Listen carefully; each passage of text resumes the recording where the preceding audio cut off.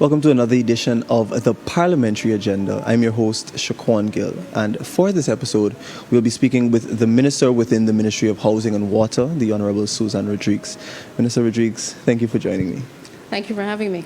Minister, we'll be talking a little bit extensively on the Condominium Act. Now, on May 17 this year, the historic Condominium Act was passed, and obviously in a bid to provide some amount of regulation to the industry. Just give us a brief overview of the Condominium Act. Okay, sure. So, we had in existence a Condominium Act that was dated 1989. Now, we have also in existence several buildings, apartment buildings, or buildings that can be termed condominiums that are operated by the government that was built decades ago. And we also have some condominiums that were built by private investors. And there was one deficiency with the existing Condominium Act of 1989. And that is that the Act did not allow for the transfer of freehold title, which means, therefore, that if somebody were to purchase a condominium, they simply would receive a bill of sale and would not be able to receive a certificate of title or a transport that is known to our Roman Dutch law system here in terms of land ownership. So if one were to take that to the bank, it would not be a form of capital because the banking system accepts a transport or a certificate of title as collateral for immovable property. So that was the major defect of the Condominium Act of 1989. So we undertook at the ministry to revise that act, but rather than amend the act, we brought a completely new, modern piece of legislation, which is the Condominium Act of 2022.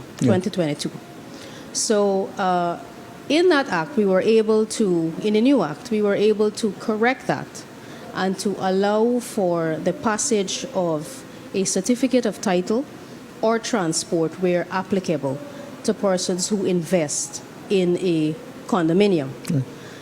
Now, you have to apply the promoter of a condominium. So I'll just briefly give you a synopsis of how the process is. Go ahead. So the owner of a condominium, known in the act as a promoter of the condominium, so that's the term that's used in the legislation, makes an application to the minister, and in this case, the minister responsible for housing. So the Minister of Housing, he will propose a declaration and a proposed description. So that's the instrument that is used, and he makes an application to the minister for an existing building to be converted to or be declared a condominium, or a proposed declaration, meaning the promoter now plans to construct a condominium and therefore is making an application to do so. Now, the minister has several time bounds, several time limits. So the first is the minister has 1 month after receipt of the application to respond and to acknowledge in writing. So what we did, and I want to raise this at this point, in enacting any piece of modern legislation, we are trying to ensure that we facilitate business, and so that people do not get frustrated by prolonged periods of delay. And so we implemented in this act several time limits. So first is a time limit to respond and acknowledge in writing. And secondly, the minister has 3 months from that acknowledgement to respond to the promoter, either accepting the application, rejecting it, or ordering an amendment to the proposed declaration or description. So, and should he or she, the minister, not respond within that 3 months, the approval is deemed to be granted. So that type of accountability, that type of transparency is unheard of.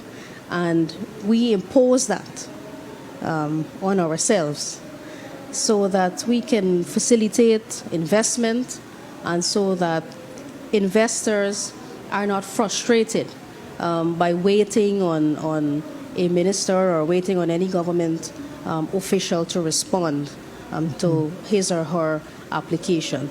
So this is a modern piece of legislation, and this is just the beginning.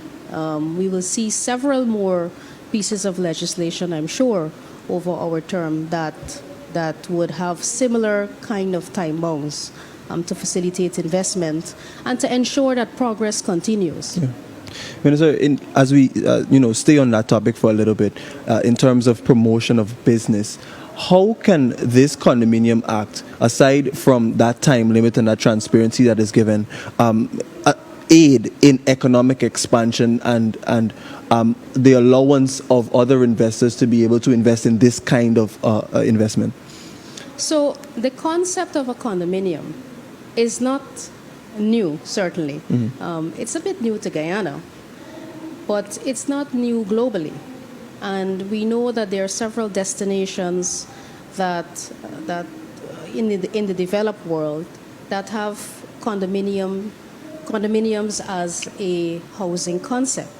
And it's a very helpful concept. It's very useful because in certain cities, we expect not to have that sprawling type of development, but you utilize land space better when you build upward, as opposed to spreading out of communities.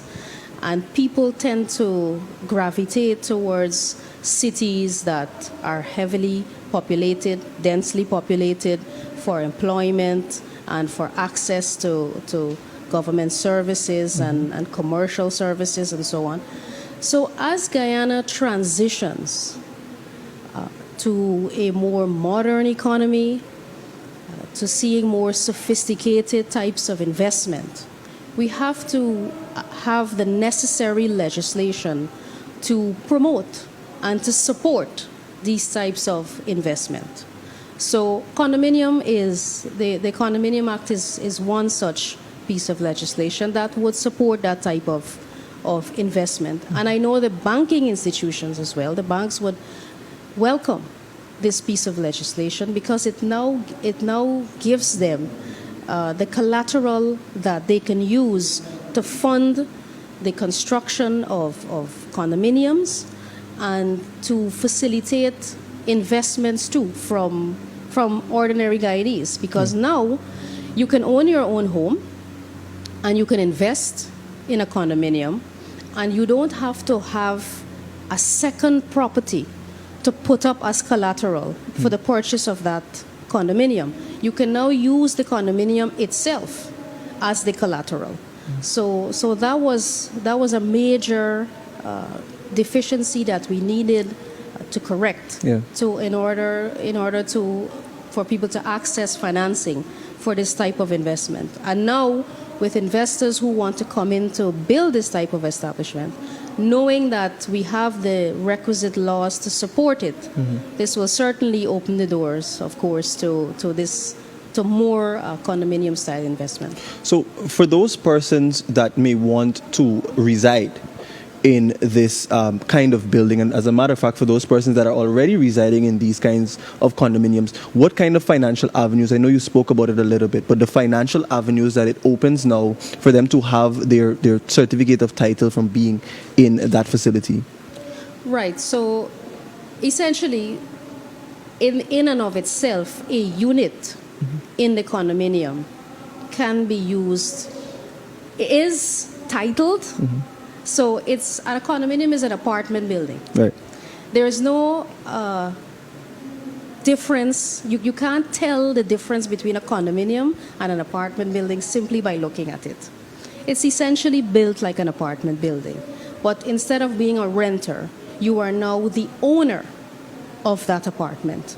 So even though your unit in that condominium building may be on the second floor or the third floor, you have a solid piece of ownership. You have a certificate of title or a transport for that unit, which is indefeasible. Yeah. And so you share this portion of land, but you are the owner of your unit, and that is a solid piece of collateral now that you can take to the bank to access financing, and access to financing for whether you wish to purchase that unit, or if you are putting that up as collateral for another investment. Right. So it gives you the access to financing to do whatever you wish, because it is now a piece, it is collateral that is bankable. It is collateral that you can take to the bank to fund your unit, or to purchase a second unit as an investment property, or to purchase another property, or to invest in a business. Yeah. So it was important for us to do that, to allow more access to financing. So, Minister, if I can ask too, the residents of these facilities, what was their reaction like when this bill was passed, and now understanding that they have this financial avenue opened up? Well, it was a major restriction before. It was a major hindrance, because we have in Guyana existing right now several condominiums, and the purchasers of these units in the condominium building, they had to ensure that they can either pay cash, or they had to put up another property to fund the purchase of the condominium unit. Because, like I said, you couldn't take that agreement of sale to the bank for a condominium in order to get the financing. So you have to put up a transport or a certificate of title for another property, tying up your finances there in order to purchase that condominium. So now you have, and also the owner of the condominium building itself could not transfer the ownership to the purchaser of a unit. So now the owner of condominium buildings in Guyana now have the authority to apply to the minister for the building to be declared a condominium building, a condominium, and him or her can now transfer individual certificate of title to the unit owners. So it is a great relief, because there was a lot of uncertainty as to whether the owner of the condominium would ever be able to transfer title to the unit owners. And also there are a lot of investors, foreign investors, who were, calling into the ministry, making contact, finding out about business in Guyana and about whether we would pass a modern piece of legislation to facilitate investments in condominium. And they were holding back, of course, that investment, because they wanted to ensure that we have the legislation to support the investment before they come here to invest. And we want to ensure that we can have a business climate and we have the requisite laws to support this type of investment, because when foreign investors come here and they invest here, they spend money here, they create employment. In the first instance, when they acquire property, when they have construction, they hire hundreds of people in the construction phase, and then they're able to provide this real estate to Guyanese who wish to invest. And people gravitate towards condominiums too, because especially older people, and especially people in our diaspora who want to come home to live, but they do not want the added responsibility of taking care of a portion of land and have to clean it and weed it and maintain the parapets and all of that. But when you buy into a condominium type lifestyle, there are certain services that comes with that. The homeowners association of that condominium run the condominium and ensure that the garbage is collected and that the grounds are maintained. And so people don't have that added responsibility. Mm-hmm. So retirees and people looking to come back to Guyana to live would find this as an appealing type of housing concept. So, Minister, now that this legislation is passed, and we spoke about private investment, can we see government setting up and constructing these condominiums for people to live in as well? Well, it is an option because the law facilitates both public and private investment. So government can decide sometime in the future that we will build condominiums to transfer title to whomever wishes to purchase this housing solution or this housing concept. Mm-hmm. It is not something that is on our radar right now. We were elected on a 5-year plan, a manifesto that will govern us that will set the path for 5 years. Mm-hmm. We promised to provide 50,000 house lots to Guyanese, and we will transfer that freehold title to 50,000 Guyanese. And so it's not something that we have on our radar immediately, but long term, I can see both public and private sector constructing more condominiums because it makes more use of land. You know, you take one portion of land and you can have dozens of people utilizing that portion of land, yeah. Being able to have a house, you can call it a house or you can call it a home, a unit that is close to the city, that is close to maybe your workplace, that is close to maybe where your kids go to school, and you can live there and you can have another property somewhere else, but you have access to services, you have access to entertainment, and that is how a lot of the great cities are built, New York City and Paris and all of these places, Singapore. They are built with high density population. And so when you have a city with thousands of people residing, working, spending money, using transportation, it helps to build a city very quickly.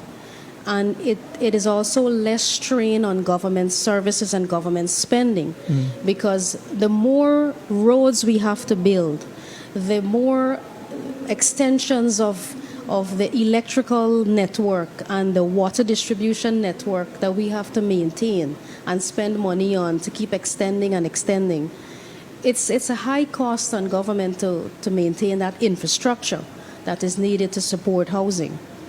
So if we have people in a concentrated area, it's cheaper for us to maintain government services, and of course it's more accessible, and the city is more appealing to dwellers and to employers who are looking for a readily available workforce.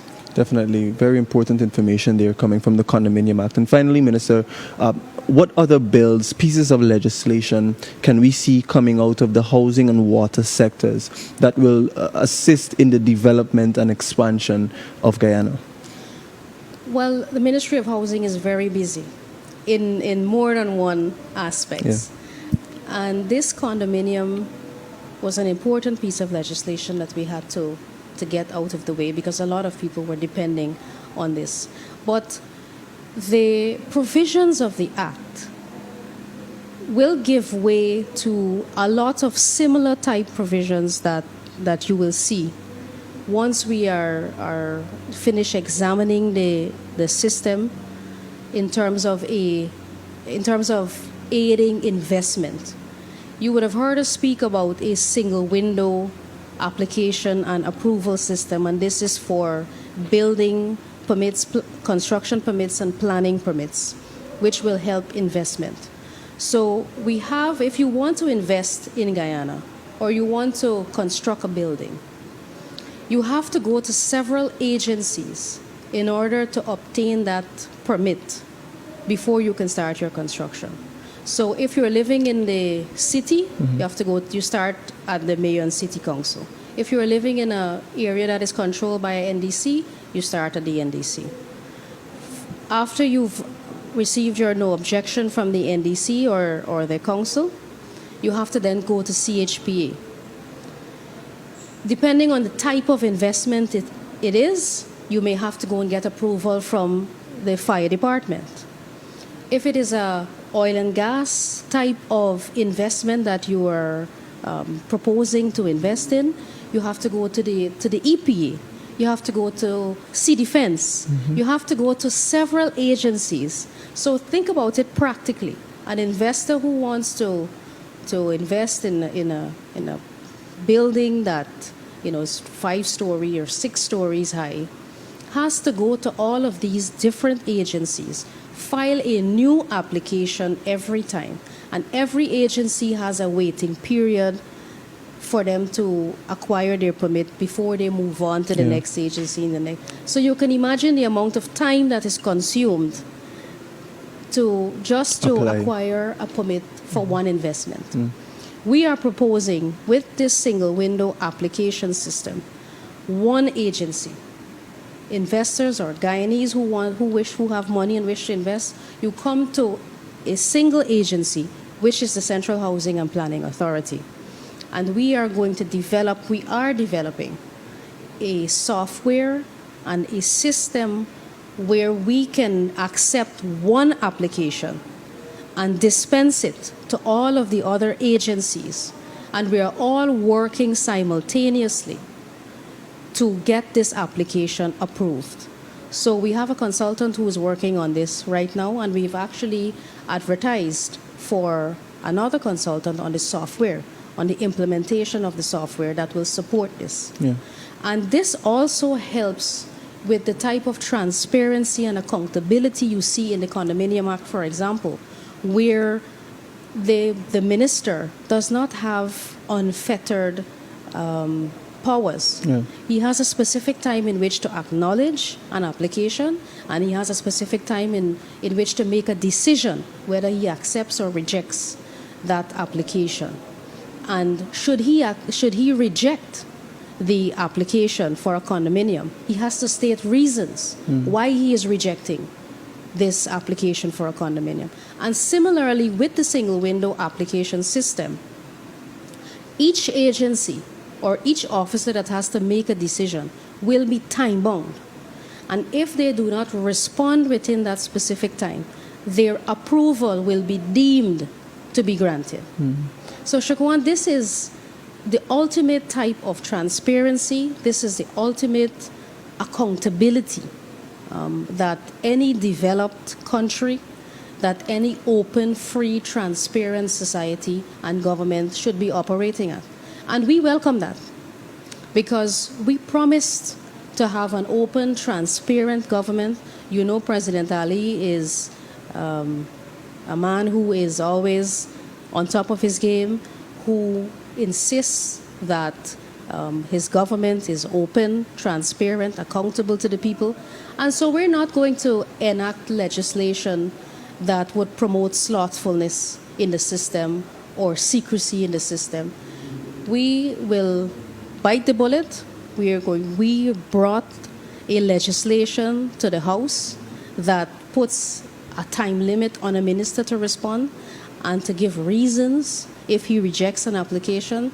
And similarly, you will see a series of amendments that will come in order to facilitate the single window application system. Because obviously, if you have all of these agencies working together and you're going to have a singular checklist on which people have to go through to submit their application that will satisfy every single agency, there's going to be some amendment, of course, in the laws that regulates each agency in order to bring everybody into an integrated system.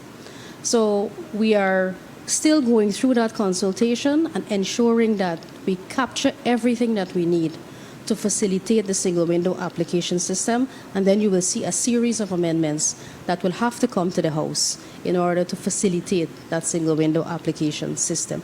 But it will bring a tremendous amount of relief to Guyanese who want to invest and to investors who want to come to Guyana.